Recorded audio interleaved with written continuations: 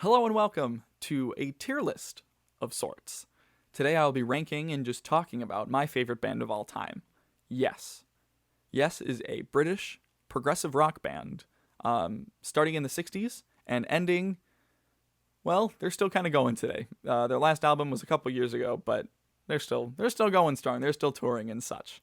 So I will be ranking the albums. I'll be talking just about what's going on in the band because it's very imperative. This band has a lot going on with it, a lot of complexities, a lot of band members, a lot of stuff going on. So let's get to the tier list.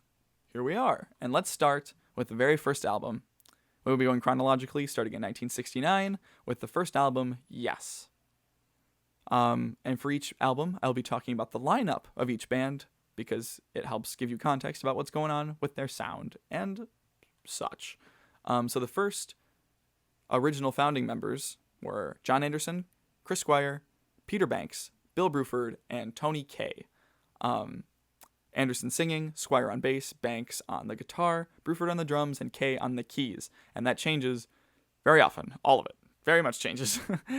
So let's start talking about the cover art because it's very important to Yes. This is the US album art, but I don't like it as much as the British album art. It changed for some reason, and the UK art was better. And I'll put that down below, or not down below in the description, but like down below me right now. It'll be somewhere down here. I'll show you because I think it's very good. Within this album, they do a cover of Every Little Thing by the Beatles, and it's wonderful. Survival and Sweetness as well. Not covers, but original songs that I think are absolutely wonderful. In total, for this album, they're really finding their sound. It's not really there yet.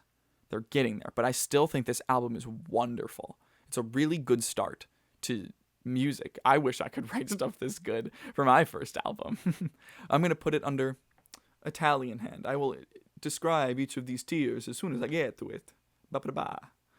So we're going to move on to album number 2, 1970, Time and a Word, with the lineup of this for this album being Anderson, Squire, Banks, Bruford, and Kaye. Still the same, but with tension with Peter Banks. Now, he's not a fan of the band that much anymore, and we'll see what happens with that in the next album. But on this album, Clear Days, Astral Travelers, and Then, I think are absolutely fantastic songs. They're really, if, let's say, they were finding their sound, they were just getting it, they were just understanding what was going on. They're about 50% of what I think that their amazingness could be, but still have such amazing tracks on there, like Astral Traveler. This album actually ended up getting on the UK charts, topping at 45, which is pretty good. Which is pretty good. I will mention the album art is different in the UK from this. It's inappropriate, deemed by whatever people do album art stuff in the United States, and I can't show it because YouTube probably would not like that very much. But yeah. So, the next album, 1971, I can actually show you. I actually have it. It is, the lights are kind of on it, but there it is. The Yes album, 1971, absolutely phenomenal album. Let me put that down real quick.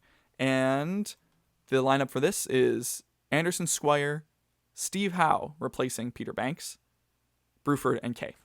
And they found it. They found their sound. It's a masterpiece. I'm just going to say that right now. This is a masterpiece of an album. Anderson and Squire started kind of like a little writing team, especially on the B side of this album, and it's absolutely wonderful. The listenability is through the roof for this. Disgrace, Yours Is No Disgrace, The Clap, Perpetual Change, I've Seen All Good People. Just amazing. I think listenability is very important when it comes to progressive rock because sometimes there are just albums where you have to just sit and stew in the music or whatever, or just take it all in. But this one I can just listen to all the time, which I think is wonderful. It's also just perfectly written. And that's that for that one. Now, let me show you again. I have this one as well. Is that right side up? No, it's not. Fragile, 1971. Both of these albums, the Yes album and Fragile, came out in 1971, which they had a good year in 1971. Let's see, Fragile, they had Anderson, Squire, Howe, Wakeman, Bruford. Wakeman replacing Tony Kaye, and he is a classically trained pianist, so he brings something different to the table, and it gives him a little something. If you've never heard of Yes before, you've probably heard of the song Roundabout. and that was them. They really got on the world stage with this one. As I might as well add, not only did I say the album art is amazing, but this is the first of many partnerships with Roger Dean, an artist who absolutely makes their albums with his amazing art. It's just wonderful. This album, Long Distance Runaround, Heart of the Sunrise, Roundabout, obviously, South Side of the Sky. Ooh, just wonderful. It is a masterpiece as well. Then moving from that, sadly I don't own this one. Makes me very sad to say that. Close to the Edge. Immediately, everyone knows. If you are even a little bit know anything about Yes, you know this album. You know how amazing this album is. It is immediately an absolute masterpiece. Still a Roger Dean. Little understated. Green, gradient to black with a little Yes logo there, which will be used very often later on. Close to the Edge, the title track of this album, is the longest song they have up to this point. Topping, I think, 18 minutes, around 18 minutes or something. It's full progressive, just amazing. But in interviews, the band members have stated it was a nightmare to make, just a nightmare, causing Bill Bruford to end up leaving the band because it was so crazy. So yeah, this album is just absolutely a masterpiece, and the B-side is just as good as the front. And You and I and Siberian Khatru, absolutely wonderful albums. Moving on to Tales from Topographic Oceans, or just Tales for short, because it's a mouthful to say Tales from Topographic Oceans. This whole album is just absolutely wonderful. I very much like it. Let's get back to the thing. The art, wonderful. Just wonderful. Roger Dean, he's just wonderful. John Anderson pitched a huge double album to Steve Howe. He bought it, and here this album is. This is actually very funny that this is the first UK album to gold in sales for just pre-orders. Just pre-orders. No one had heard a thing of it yet. And they're like, yep, yeah, I want it. And enough people wanted it that it just worked that way. Ritual is my favorite on this track. I think it's very good. Revealing the Science of God is also very good, but I think Ritual beats it out. I think it's good. I think it is very well written. I don't think it's a masterpiece per se, as much as these other three are. That might be blasphemy to some, but that's what I think. Argue in the comments. Grr. And the final album I can show you myself is 1974, Relayer. It is personally my favorite album art. It is just absolutely wonderful. And speaking of Relayer, I'm actually wearing a Relayer shirt. Can you see that? So yeah, I kind of like this album a little bit. As I said, came out in 1974 with the lineup of Anderson, Squire, Howe, Patrick Moraz, and Alan White. Patrick Moraz on keys and Alan White on drums. This album is absolutely wonderful. Gates of Delirium is an absolutely wonderful, wonderful piece. Sound Chaser, I think Sound Chaser is my favorite on that album. It's just and To Be Over. I could go off about this album. I could. I'm gonna end talking about this one here. I'll rearrange all of these later because I'm not sure I like what these are. But we'll move on from Relayer because I could talk about it for a while. Moving on, 1977, Going for the One. Anderson, Squire, Howe, Wakeman, White. Wakeman comes back, replacing Moraz. No Roger Dean for this one, which is very interesting. It's an interesting album art. I kind of like it.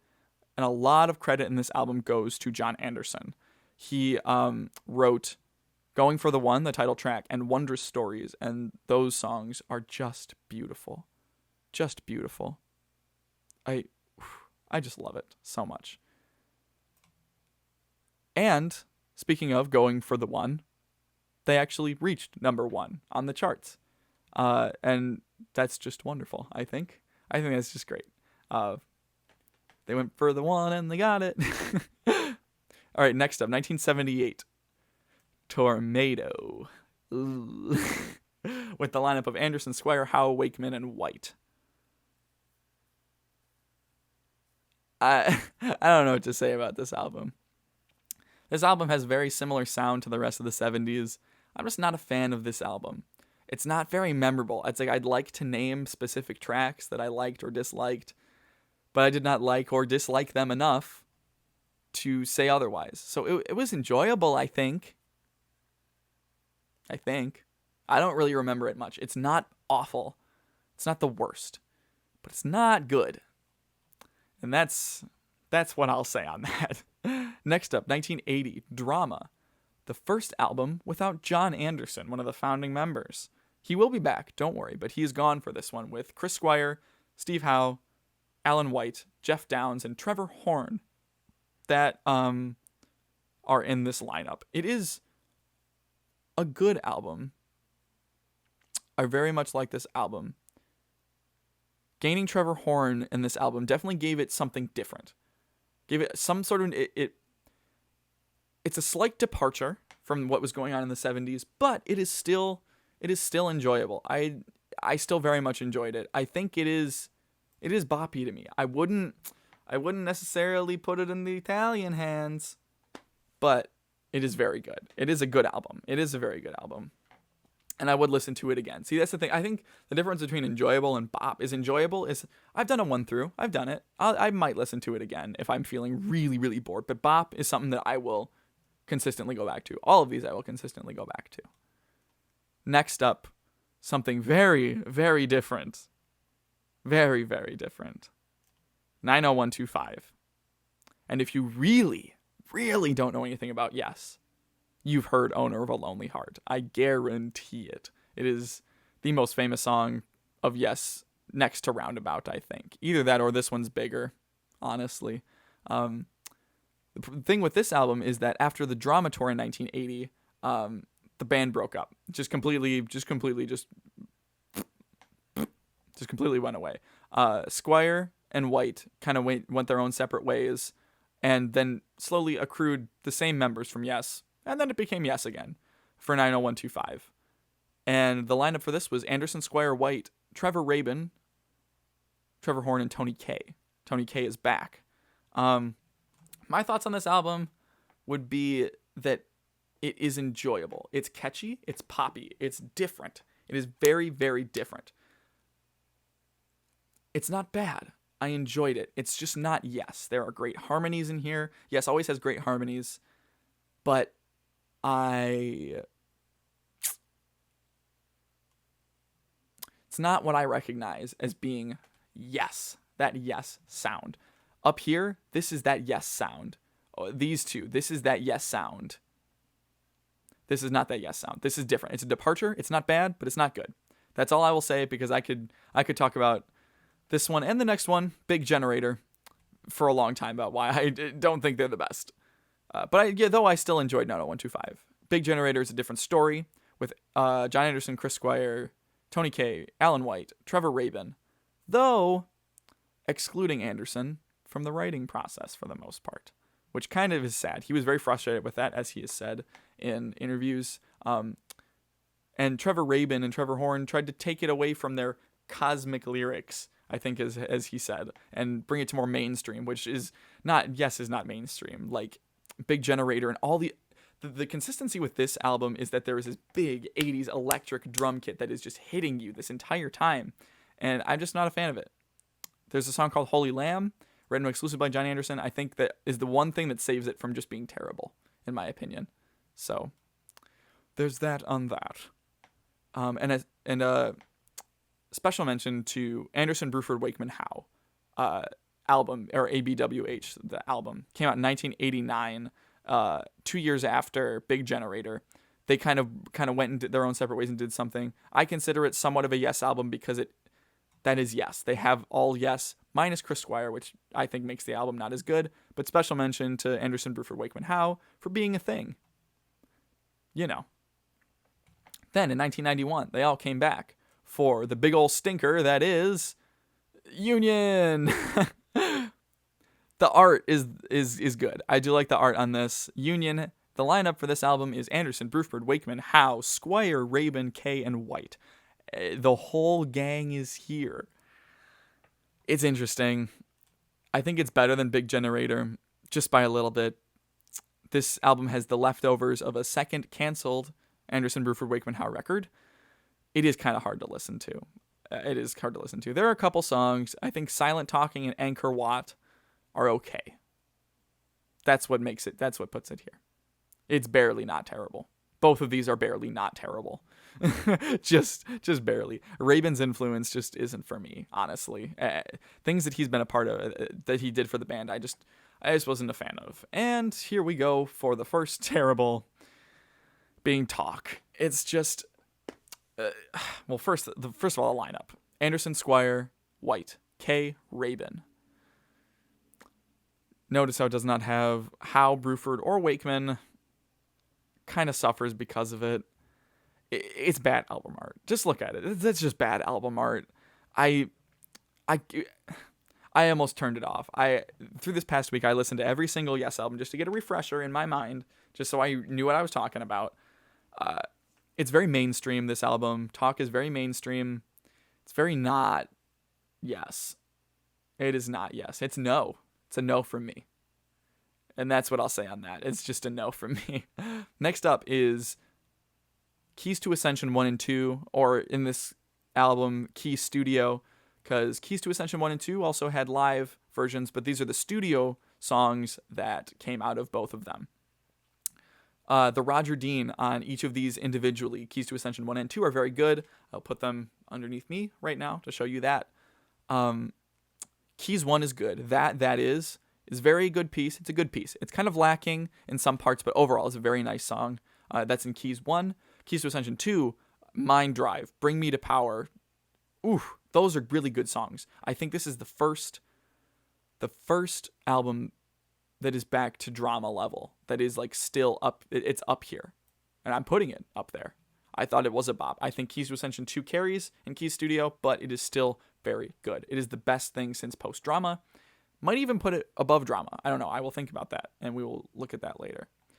Next up, 1997, Open Your Eyes, with the lineup of Anderson, Squire, Howe, White, Sherwood, and some Koroshev. He plays on some of these. Sherwood takes over playing the keyboard, and Koroshev plays keyboard on some. He came in a bit later, and we'll see him again in a minute. The album art's same as Key Studio. Key Studio I'll give a pass because it's a culmination of two albums. But this is just like, it's the same thing with just a black background. Like, whatever. It works. New State of Mind on this album is very good. There's some forgettable tracks, and there's some that are good. It's good homage to the old with some direction for some new stuff. It's fine. I enjoyed it. Probably more than 90125. I don't know. I'll rearrange in a little bit. Moving on to 1999, The Ladder. First of all, I absolutely love this art. Before I talk about the lineup, this art is just so good. I wish I had it so I could show you up close, but that is just good art. It's a really good art. Great, Roger Dean. Thank you for being you, really. Homeworld / The Ladder, the title track, so good. It's such a good homage to the old while also having some new stuff. It is absolutely fantastic. Lightning Strikes is also a notable song on this. I absolutely love it. I don't know if I'm putting it in bop or enjoyable because there was a couple stinkers in here. I'll put it in top of enjoyable for right now because I know I might want to put it up here later. Next up, Easy Italian Hand, Magnification. Holy crap. This album is fantastic. First of all, let's talk about the lineup. This is probably the most important lineup of them all, really, in my opinion. Anderson, Squire, Howe, White. Just the four of them. But where they don't have any keyboard player, they have the San Diego Symphony Orchestra. So I think that's a pretty decent replacement. I don't know what to say about the album art. It's no Roger Dean, but it's good. I think it's interesting. It's very astral, very yes. This album is just absolutely wonderful in total. Reminiscent of 70s, but with orchestration, which gives it something new. Dreamtime in the presence of Magnification. All great tracks. Amazing tracks. This whole album was a surprise to me. I was expecting something more along the lines of The Ladder. Interesting and good, but not to this level. Magnification is to this level. It is up here. I will put it closer to the top when we rearrange. Just this whole album. So good. So good. Here we come to some interesting things. Fly From Here, 2011. Chris Squire, Steve Howe, Alan White, Benoit David, Jeff Downes, and Oliver Wakeman. It's an interesting lineup. I'm not sure how I feel about it. No John Anderson. This is the first album where John Anderson is not coming back. He does not show an appearance in any of these last two albums. Kind of sad because I love John Anderson. The album of art is fantastic. Great job, Roger Dean. Wonderful, wonderful. I wish I could show it up front. Benoit David is good. They also have Fly From Here, The Return Trip, which is a rearrangement where they don't use Benoit David, but use Trevor Horn instead. I don't understand it. I'm not talking about Return Trip. I'm just talking about the original Fly From Here. And I think it's pretty decent. I enjoyed it. I did enjoy it. The vocals are weaker than John Anderson, but he's good. He does the job. And last, and certainly least, Heaven and Earth. Squire, Howe, White, John Davidson, new singer, Jeff Downes. The best part of this album is the art. That's all I can say. I tried to listen to it the best I could. It hurt. It wasn't good. There was a couple parts where I was like, all right. I see what you're doing. It just felt like an empty album. I don't know what to say. It felt kind of empty to me. I wasn't a super fan of what was going on musically. It felt different. Just something felt off about it. I didn't like it. So now let's rearrange. I think I put Close to the Edge here. It might seem like blasphemy to say that Close to the Edge is not my favorite Yes album. I think it is one of the greatest albums of all time, if not the greatest piece of music ever written. I would go that far to say Close to the Edge is one of the greatest musical compositions of all time. But, like I said earlier, listenability is a big thing for me. I want to be able to listen to it often, and just sitting down and just absorbing Close to the Edge. I can't do that all the time, but I can listen to the Yes album all the time. I would put it above. Here, I'd put Relayer, going for the one that I think that's it. I think that works for me because I love Relayer. It's close. It's close to a masterpiece. Honestly, almost everything here is close to being masterpiece, except for maybe the first one. The first one I'd put a little bit lower, but all four of these are just a little bit off from being just a masterpiece in general. Bop, I think that works for me. The ladder up top, Tornado is close to meh for me. I'll put that at the bottom. I think that works. I'll put Union here, like I said earlier, because there's a couple more that are better. That both of these again are close to being terrible, but just have enough to make it to meh. And these are just awful. I would put Heaven and Earth worse than Talk, because in Talk at least there were some things where I was like, if I was in a bad mood, I might listen to this if I hate myself right now. But Heaven and Earth I would never listen to again, probably. I feel bad saying that because I love Yes so much, and I hate to say that there is an album that I would just not listen to, but I just wouldn't. But everything up here is just wonderful. Absolutely love this band. So thank you for joining me on this journey. I hope you enjoyed it. If you want to see even some individual album analyses, I would love to do that because I love this band so much. It's wonderful. Absolutely wonderful. So thank you for joining me. I might do this for another band as well. Who knows? A lot of possibilities. Please be sure to like and subscribe and leave a comment on what you think. If you disagree, let me know. I'd like to talk with you in the comments about it because I'm always up to talking about Yes. So thank you for joining me, and I'll see you next time. Bye-bye.